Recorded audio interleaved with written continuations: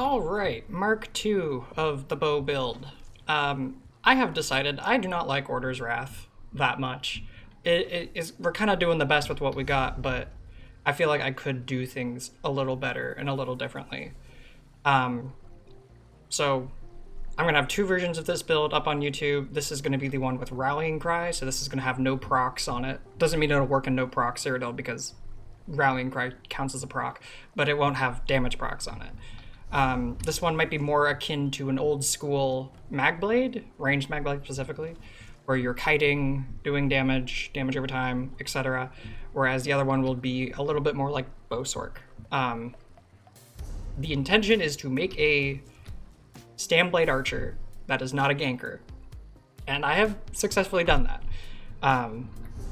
Let's kind of go over the skills real quick. Let's get this out of the way. First things first, I'm a Bosmer. That gives me a lot of stam recovery. It also gives me 5% extra move speed and a little bit of penetration. Penetration is nice for doing extra damage. The move speed is really great for a build like this because I need to be able to get around quickly in order to not die. So this is just my move speed. And then if I dodge, I can move quite a bit faster. Now, you'll see this is not a double bow or double bar bow build because we need a good source of fracture, and LSS is just a good source of fracture. And I will talk about how I do stuff with the staff as well. But let's take a look at the bow passives first. In order to play this build, you need to be at least aware of how to light attack weave. You don't have to be good at it. It's better if you're good at it, but you have to at least try light attack weaving because of the Hawkeye passive. Because I am using Lethal Arrow as a spammable, Hawkeye will directly affect this ability right here. It'll increase its damage by 25%. It'll increase all my bow abilities damage by 25%. So we want to make sure we can keep the Hawkeye passive up. Now you may think, oh, well, you have a ice staff on your back bar. How are you going to be able to keep that up? Well, I'm glad you asked.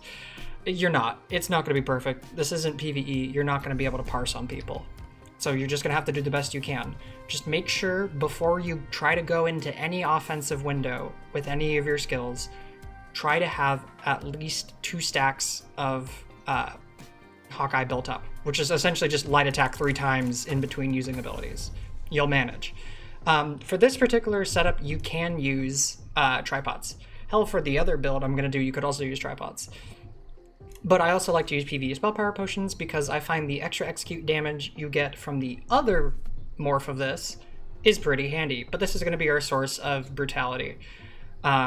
Shade is going to be a source of a little bit of extra damage, but it's also going to give us minor maim and more mobility. If you just crutch on Cloak, you will probably die. You kind of need to have another way to get away from people. Now, a lot of the time, people just, sprint away, which is quite effective. Dodge, roll, and sprint works very well, especially as a Bosmer. We have that extra move speed, and we have a bow. Always make sure you dodge roll on your bow bar, because you'll get the expedition from the passive. Which one is it? Hasty retreat? So you will see there that I just dodged on my ice bar, and then I moved very quickly to my bow, and I still got the expedition. Let me try it again. Yeah, so if you hit bar swap while you're dodge rolling so that you're on your bow bar, you will still get the expedition. So shade, dodge roll, expedition, 1-piece swift jewelry, plus being a Bosmer generally makes it so I'm fast enough to be able to kite without too much of an issue. I could probably drop the swift jewelry, but if you're playing a Khajiit, you probably want the swift jewelry. If you're playing any other race, you probably want the swift jewelry. You could also, where is it? Celerity, I think it is. There is a, red CP. There we go, increase your movement speed. This will bring it up to 10%. You could do that as well, but I like the red CP that I currently have. So, as for the sets themselves, I've talked a bit about the abilities. We're using Swamp Raider. This is kind of like War Maiden, but for this build. We're also using Balrogs because Balrog's Toxic Barrage, that's just a lot of extra pressure. It's really nice. Marking Ring of Majesty, it is basically the only mythic I have because I'm too lazy to grind out mythics. Also, it's an amazing mythic. It's just free stats. what's not to love about it. And then we have Rallying Cry on our back bar and Swamp Raider active on our front bar. Now, as for the jewelry glyphs, you're going to want to mix these up to your heart's content. I am probably going to remove this mag recovery glyph. I took this from my Nightblade, or from my Magblade, so it has a magic recovery glyph. Although it has been kind of helpful because it means I can cloak and use Healthy Offering more often, it does mean that I am missing out on damage potential. My stam recovery is also not as high. I would probably try to make at least 18k. I'm at 17, so that's like just under the margin, but I'll go with it. It's acceptable. It's not exactly where I want it to be. Another thing I wanted to talk about is that because we are using Lethal Arrow, this build is not good at fighting in towns or anywhere with abundant LOS. You can do it better with the other version of the build, which has more procs, but Lethal Arrow, you cannot do a tower fight with Lethal Arrow as your spammable. It's not going to happen. So this is definitely more geared towards the open part of open world. You can do keep fights, you can do other stuff with it, but you're going to struggle in scenarios where there is abundant LOS because, it has a cast time. It's a little tricky to use. Now, the way you're probably going to do your quote-unquote kill shot is going to make sure you have Venom Arrow on them. You're going to want to make sure you have Elisus on them. You're going to make sure you have Rallying Cry up, which is basically go on your back bar, hit Vigor until Rallying Cry procs, and go back onto your front bar. You're going to want to hit Magnum Shot. Actually, wait. No. You're going to want to hit Lethal Arrow, then Magnum Shot, and then Merciless. The Lethal Arrow will hit at roughly the same time as the Magnum Shot, and since Merciless has a minimum 0.5 second travel time, no matter what range you're at, it will have a delayed landing, and that will likely coincide with Lethal and Magnum Shot.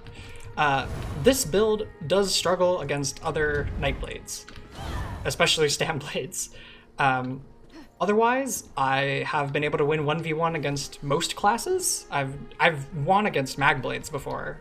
Dragon Knights is a little iffy because Dragon Knights are just really strong on 1v1, but as long as there's no LOS and I can keep my distance, I can be very punishing for a Dragon Knight because of the Minor Defile that is attached to my spammable.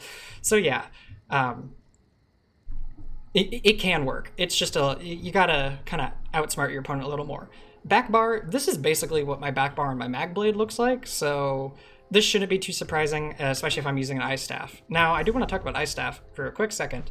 I don't have Destruction Staff leveled up all the way, and I'm actually fine with that. I only have 1 point in Ancient Knowledge. I should probably have 2, but when I do get my Destruction Staff maxed out, I will not be putting anything into Trifocus unless I'm going to use a Flame Staff on my back bar. Flame Staff on back bar means you can do a heavy attack to get an extra dot, which is more pressure, more damage, but the defensiveness of Ice Staff is a lot better. Now you may ask, oh, but why not? If you do a heavy attack, you get a shield, and then breaking that shield will restore Magicka, and that is absolutely true. But I don't have that big of a magic pool. And the magic pool I do have, I need to either heal with Healthy Offering or cloak to cloak, or to use Shade. But using Shade a second time doesn't cost anything, just the placing it down does cost something. So I do kind of have to be careful with my magic. As such, I will not be putting any points into Trifocus, because this is the passive that makes it so when you have an Ice Staff equipped, it costs magic to block instead of stamina. However, Ancient Knowledge is the passive that reduces block cost and increases the damage I block. So I still get to use my stamina resource pool while I get the benefit of being able to block extra damage and reduce the cost of blocking. So this is a win for me in basically every way. I really like it. I've tried it. I even tried it on my Magblade for a while, And I kind of liked it, but I still went back because I occasionally use a Destro staff on my front bar, and so having trifocus is nice. I'm surprised more people don't do this. A lot of people are like, oh yeah, you can block with your off resource. Well, actually, sometimes you don't want to block with your off resource because you need to be able to heal yourself. I think I've explained most everything. As for your back bar ultimate, I have in cap here, but honestly, it would probably be better if you were to put soul siphoning or basically any other ability. Psijic order for the defensive element, probably a good one. I mean, there's not that many ultimates that I would otherwise put there aside from Soul Shred. Maybe in cap, you could put Dawnbreaker. Dawnbreaker would be good if you were running with a group because then you could coordinate, you know, Dawnbreakers, but that is case by case basis. I'm sticking with Soul Siphon and occasionally in cap. As for CP, it's basically the same as my Magblades. It's pretty standard, you know, Fighting Finesse, Duelist Rebuff, Deadly Aim, Ironclad. And then for red CP, we have Fortified. You don't need that. Rejuvenation. The other one that's good is Sustained by Suffering, but I use Rejuvenation because I'm not always going to be debuffed. In combat I am, but cloaking around, you know, I sometimes don't have as many debuffs on me, or if I have successfully dodged, I don't have as many debuffs on me. So Nightblade is really the only class in which I would ever accept Rejuvenation over Sustained by Suffering. But honestly, Sustained by Suffering is probably better. Relentlessness, this is just a nice save your ass in case you get stunned. Pain's Refuge, this is kind of a requirement for PvP right now because of how Elisus is. Reduces your damage taken by 2% for every 2 negative effects you have on you up to a maximum of 20%. Elisus puts what? There's Major Breach and then Burning, Chilled, Concuss, so that's 4. Yeah, that's a lot of debuffs. So you're already getting like 4% damage reduction just when someone Ellie susses you, and everyone is Ellie sussing. Ellie sussing. But yeah, I think that covers almost everything. This is definitely, I don't want to say it's more high skill cap, but because it has more limits than my other bow build, it does kind of have a higher skill cap. At the end of the day, Bowblade is not that good unless you're playing as a ganker. A bow is usually a back bar weapon, not a front bar weapon, but I do archery in real life, so, you know, I had to try. If you have any questions, comments, concerns, feel free to leave them down in the comments. I will probably get back to you unless it's like a really, really dumb comment.